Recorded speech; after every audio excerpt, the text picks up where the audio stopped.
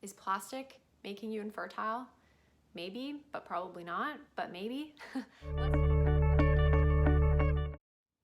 When I pop, how do I boost my fertility into Google, I don't often see remove plastics from your life as a big tip, but it should be. We are seeing more research now how bisphenol A or BPA found in plastics is correlating to poor fertility outcomes. Is plastic making you infertile?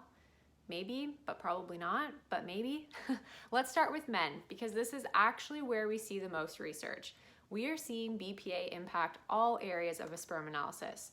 One study found that men who had higher levels of BPA in their urine had lower concentration, lower motility, lower morphology when compared to control groups. And the higher the BPA, the worse the sperm quality.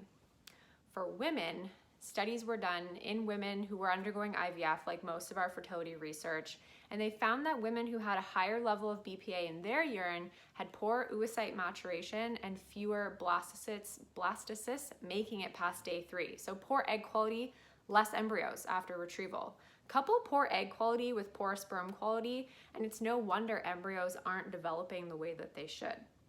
BPA is just the start of this conversation around all endocrine disrupting chemicals and the impact that these have on fertility.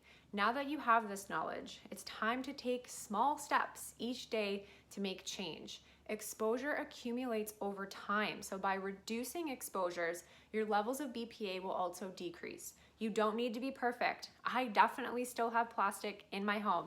Maybe there's some behind me, but there are key areas you can start to focus on to decrease your toxic burden. Number 1, your water bottles. Are you still drinking out of plastic water bottles? If so, it's time to stop. Invest in glass, invest in stainless steel, and when you can use that, use it. There are going to be times in your life where you're out, about, you're traveling, and a plastic bottle is the only option. I'd rather you drink and stay hydrated than not drink at all to avoid the plastic. But for your day-to-day use, avoid the plastic bottles as much as you can.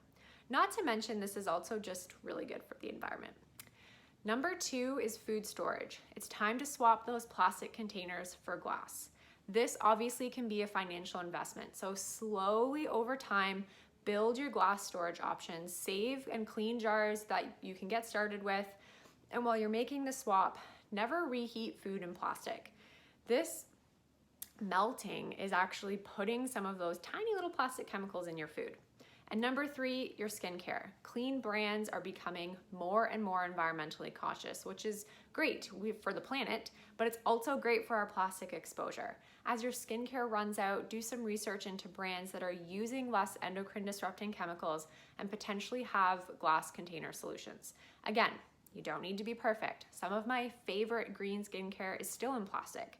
It's about a cumulative reduction in exposure over time. I hope you found this video to be helpful. Let me know in the comments one commitment that you are making to yourself over the next week to actually help reduce your plastic exposure. We are all in this together. Again, it's just consistency over time, slowly but surely decrease that plastic in your lives.